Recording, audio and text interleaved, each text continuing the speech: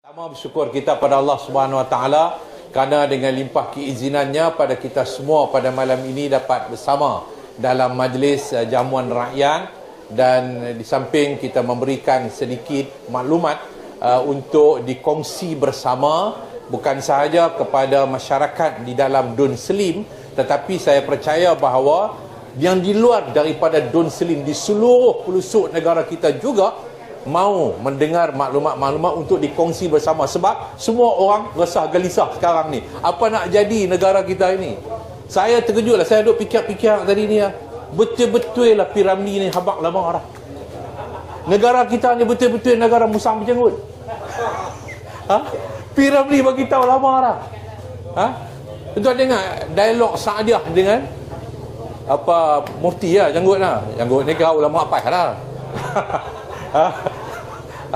Kadang-kadang bolehkah Dinda nak tanya sedikit tentang undang-undang dalam ini negeri? Oh boleh, silakan Dinda, tanyalah.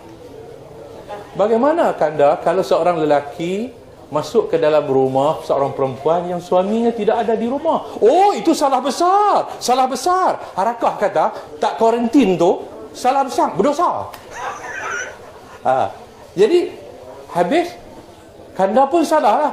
Ya, salah je. Tapi undang-undang dalam ini negeri Kanda yang bikin. Jadi undang-undang dalam ni dia kata, apa peduli aku yang buat undang-undang? Aku yang buat undang-undang, tak kiri ke siapa ke? Apa peduli? Sebab itu Tuan Ibrahim, timbalan presiden PAS, menteri mewah, dia nak tukar dulu ni, saya ni nak tukar kementerian itu kepada nama mewah. Tahu-tahu orang habaq kata mewah ni maknanya apa? Tak cerdik kan? Tak cerdik. Jadi dia pun tukar, tak mahu orang kata dia pula menteri mewah kan? Tapi saya nak kata macam dia, idea dia nak kata mewah. Jadi Tuan Ibrahim kata tak perlulah nak jadi isu tak kuarantin ni.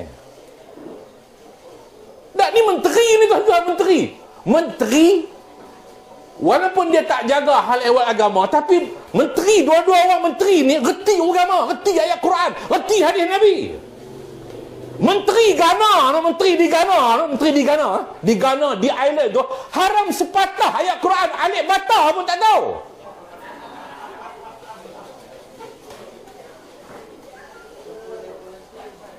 Haram sepatah alif bata, jangan kata tak baca Fatihah, alif bata pun dia tak tahu apa dia alif bata. Tapi oleh kerana dia langgar, dia didapati melanggar apa nama SOP yang berkaitan dengan COVID ini, apa dia buat?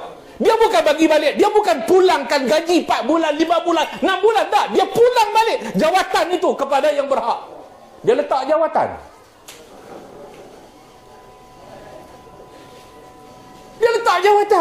Ni kapiak bukan tahu ayat Quran. Kapiak tak tahu buat ayat Quran. Ghana, Ireland, lagi negara mana lagi?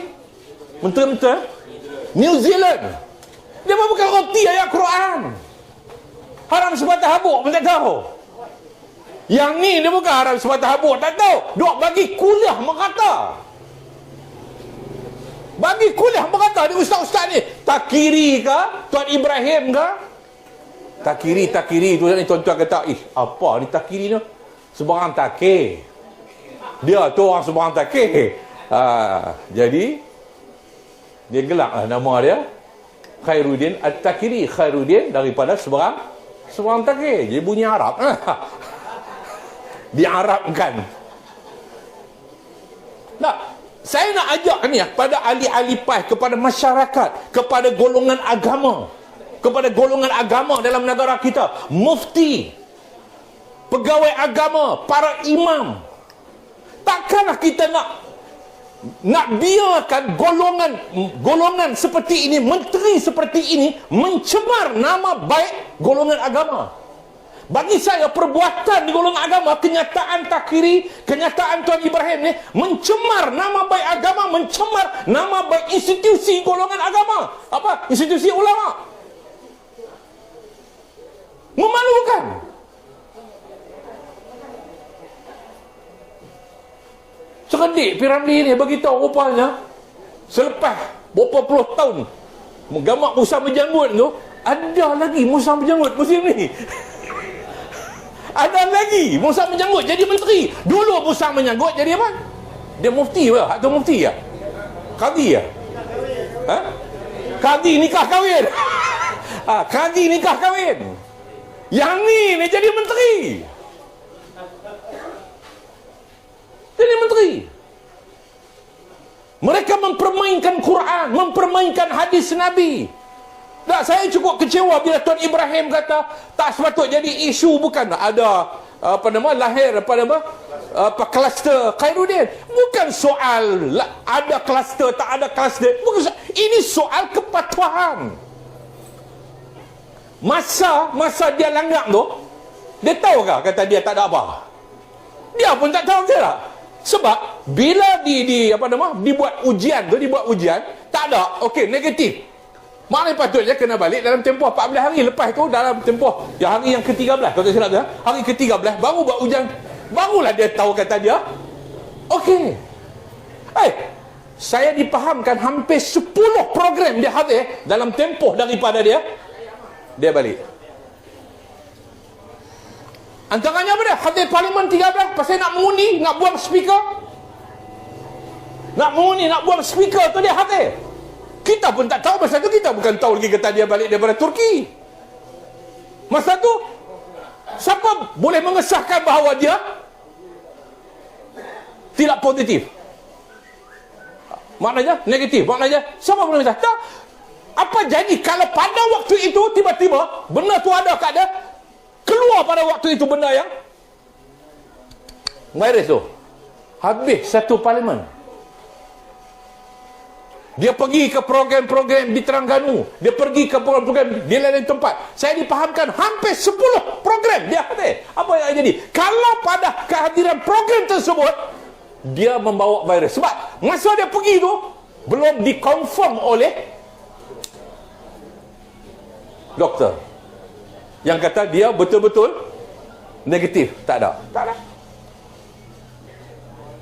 Ini bukan soal nak jadi isu, bukan soal kluster.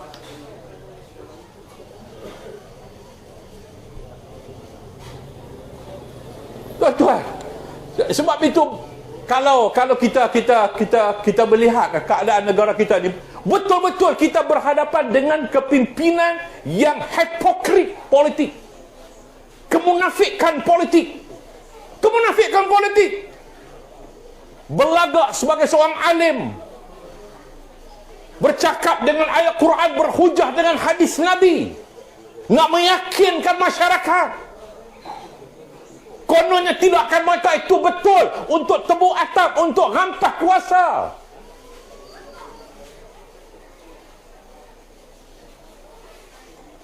Tetapi hakikatnya mereka cuba untuk memperhalalkan apa yang mereka lakukan. Sebab itu rakyat di Don Slim ni seharusnya mewakili rakyat Malaysia. Seperti mana disebut oleh Syazli tadi bawah, nak mewakili rakyat Malaysia untuk beri isyarat yang jelas bahawa kerajaan yang sebegini tidak diterima oleh masyarakat dan rakyat seluruh Malaysia. Sebab pengundi-pengundi di Don Slim ini adalah wakil kepada, bukan pengundi, tapi wakil kepada seluruh rakyat Malaysia. Seluruh rakyat Malaysia yang tak jadi pengundi lagi pun tak mau. Masa depan negara mereka akan tergadai. Masa depan negara Malaysia ini akan dikorbankan dan dirosakkan oleh apa? Oleh pemimpin-pemimpin yang seperti ini. Rosak, tuan-tuan. Tak, yang kita heran ya, 7 hari bulan 21 hari bulan 21 atau 22, Kementerian kata akan disiasat, betul tak? Akan disiasat kes Khairuddin Takiri yang dikatakan melanggar SOP, tak kuarantin ni, akan disiasat. Tiba-tiba keluar kenyataan kata dia dah bayar compound pada 7 Ogos. 7 Ogos. Pelik, tuan-tuan. Ni pun satu lagi. Macam zaman Sami Belu. Tubuh Pos Malaysia, Pos Melaju. Hari ini pos, semalam surah sampai. Hari ini pos, semalam surah sampai. Yang ni pun macam tu lah. Hari ini nak siasat, 7 hari bulan, dia bayar dah. Kita pun jadi heran. Tapi tak apalah. Isunya tuan-tuan ialah, pertama sekali, kalau di compound pada waktu itu 1,000. Padahal saya diberitahu bahawa 10, hampir 10 program. Maknanya 10 kali, paling kurang 10 kali kesalahan. Dia macam saman trafik. Saman trafik ni, sekali kita buat salah, dia buat surat saman, ditawarkan kita untuk bayar compound. Lepas tu kita jalan lagi, kita buat pula salah lagi, satu lagi saman, kena bayar compound. Kalau tak mau pergi mahkamah, bayar compound. Contoh lah. Tiba-tiba dia ni hampir 10 program, bermakna bahawa dalam tempoh yang dia sepatut duduk berkurung dalam rumah, dia keluar ke program-program, bermakna bahawa paling kurang 10 kali. Paling kurang 10 kali kesalahan. Tiba-tiba 1,000 saja. Sebab satu kesalahan paling kurang ialah 1,000 untuk compound. Tapi seperti yang telah pun semua orang maklum bahawa Menteri Pertahanan yang merupakan Menteri Kanan yang berkaitan dengan COVID ini mengeluarkan kenyataan bermula April tak ada lagi compound. Bermula daripada April tak ada lagi compound. Salah, langgar SOP, terus saman ke mahkamah. Tak ada lagi compound. Jadi pasal apa? Takiri hanya di compound 1,000. Padahal 10, paling kurang 10 kali kesalahan yang dia lakukan. Yang kedua, pasal apa? Bertentangan dengan kenyataan yang dibuat oleh Menteri Pertahanan Datuk Ismail Sabri yang mengatakan bahawa selepas April tak ada lagi compound, terus ke mahkamah. Mahkamah ni dia punya hukuman paling kurang 2,000 kalau tak silap saya, paling kurang 2,000 dia punya kesalahan kali pertama. Kalau kali kedua, kali ketiga berulang-ulang, maknanya dia lain. Ini yang berlaku. Tetapi tidak berlaku kepada Takiri. Berlaku kepada toke nasi kandang di Hosba, kluster Siwa Gangga. Tiba-tiba mari kepada Takiri, jadi Siwa Nganga. Jadi Siwa Nganga, bukan Siwa Gangga. Tak apa, saya bagi balik gaji 4 bulan. Nak beli kita ni, nak beli emosi kemarahan rakyat ni hanya dengan gaji 4 bulan. Nak beli kerisauan kita tentang keselamatan kita akibat dia langgar perintah COVID nyawa ni.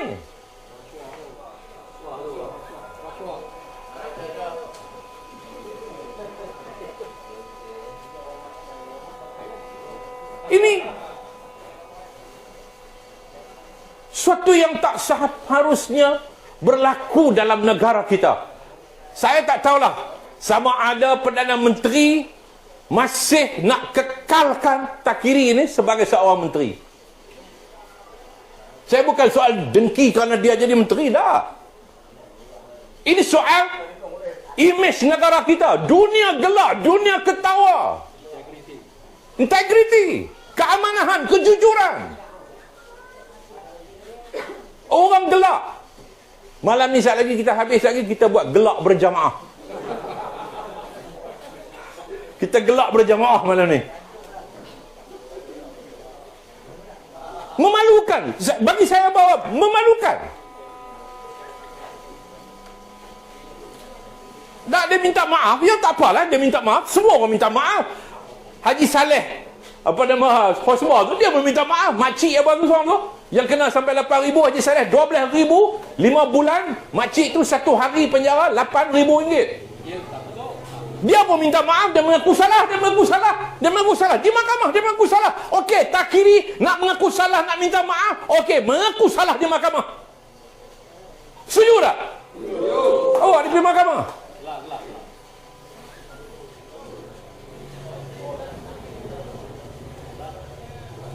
Bukan sekadar, oh saya minta maaf lah.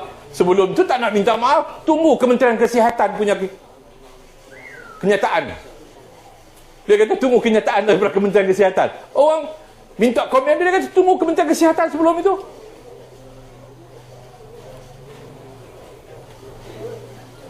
Jadi inilah dia. Kepada ahli-ahli PAS, saya haraplah supaya janganlah jadi beku pemikiran sehingga nak mempertahankan perkara yang sangat memalukan nama baik Islam yang menjadi asas dasar perjuangan yang diperjuangkan oleh PAS. Ada keluar dalam media sosialnya, pertahan tindakan takkiri ini. Macam mana Tuan Ibrahim pertahan? Ini memalukan. Menteri Kanan yang pertama dan juga Menteri MITI, dia buat kenyataan bahawa kerajaan PH gagal menguruskan COVID-19. Antaranya gagal antaranya kata Azmin, gagal kerana mengurus COVID-19. Kan? Siapa gagal sekarang ni? Siapa gagal? Menteri tak patuh kepada SOP yang dibuat oleh kerajaan, yang dibuat oleh MKN, Majlis Keselamatan Negara, yang dia juga, Azmin juga merupakan anggota kepada majlis. Tiba-tiba dia kata bahawa kerajaan PH yang dia duduk di dalamnya, satu ketika dulu dia bersama dalam kerajaan PH, dia kata kerajaan PH gagal menguruskan masalah COVID. Padahal yang ternyata Menteri Perikatan Nasional, Menteri daripada PAN yang melanggar SOP yang dibuat oleh Majlis Keselamatan Negara. Tadi saya dengar kenyataan media yang dibuat dalam oleh Kementerian Kesihatan. Mereka memberikan cadangan kepada MKN untuk melanjutkan PKPP. Saya bersetuju. Saya bersetuju untuk dilanjutkan. Tetapi saya bersoal, bila dilanjutkan nanti, apa akan antara ni tak depan. Dia berlawan. Ni. Dia haming, dia tak depan.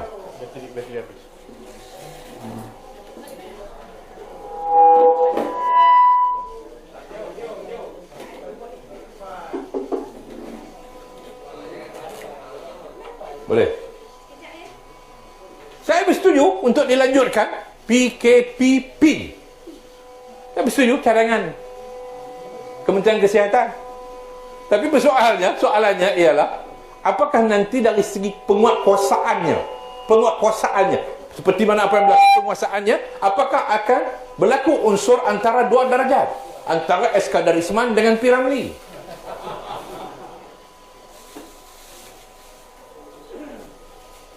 Adakah mamak nasi kandak kena? Adakah nanti penjual kuih, kedai apa, nasi lemak Manadan, mana ada tokai daerah sini? Ada. Takkan yang jual nasi lemak Manadan kena, tapi menteri tak kena. Ini persoalan penguatkuasaan. Saya dari segi prinsipnya saya bersetuju, sebab WHO mengatakan, dilaporkan oleh Kementerian Kesihatan, mengatakan WHO berpendapat bahawa COVID ini akan memakan masa 2 tahun. 2 tahun. Jadi sudah tentu PKPP ini perlu untuk memastikan kita ini hidup dalam norma baru, bukan isteri baru nama Norma. Itu jangan salah faham tu. Nanti ada pula kata, ada isteri baru nama Norma ke? Ada. Norma baru, kehidupan di luar daripada kebiasaan lama.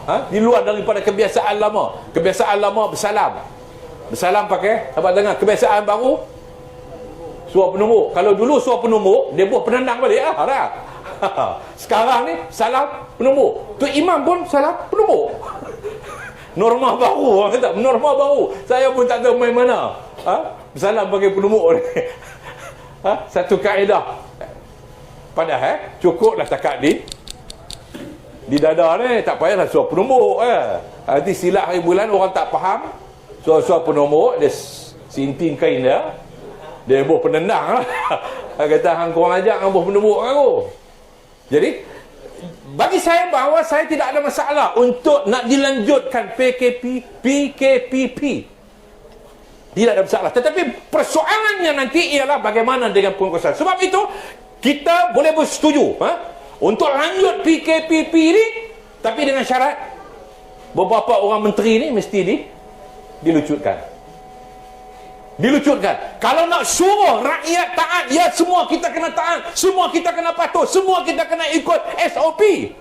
Tapi beberapa orang menteri yang melanggar, yang jelas melanggar SOP, yang jelas menganggap bahawa tak penting, tidak ada isu seperti mana disebut di Tuan Ibrahim, orang seperti ini mesti disingkir daripada jawatan menteri. Kalau dia tak mau letak jawatan macam mana menteri Ghana, menteri New Zealand, menteri di Ireland yang tak tahu ayat Quran sepatah marah habuk pun, Tan Sri Muhyiddin, kalau dia betul-betul nak selamatkan rakyat Malaysia, dia kena pecat menteri-menteri ini. Setuju? Dia kena pecat. Sebab kita tak mau musang berjanggut jadi menteri. Undang-undang ini ada yang bikin, Kanda yang bikin. Kita tak mau mereka ini terus menjadi menteri untuk duduk dalam kerajaan. Jadi mari sama-sama kita bekerja kuat, insya-Allah, untuk menggerakkan satu kesedaran di kalangan masyarakat, pengundi-pengundi dan pengundi-pengundi ini. Saya mengharapkan mengambil tanggungjawab, mewakili bukan saja pengundi, tetapi mewakili rakyat Malaysia. Bukan mewakili pengundi yang ada dalam senarai daftar pemilih di seluruh negara Malaysia, tetapi mewakili seluruh rakyat Malaysia untuk memastikan supaya calon Barisan Nasional ini ditolak pada pilihan raya, kerana kita seperti mana disebut tadi bawah menolak kerajaan musang berjanggut. Kerajaan antara dua darjat. Jadi saya rasa itulah sahaja yang dapat saya sampaikan pada malam ini. Mari bahawa negara kita diperintah oleh musang berjanggut. Assalamualaikum warahmatullahi wabarakatuh.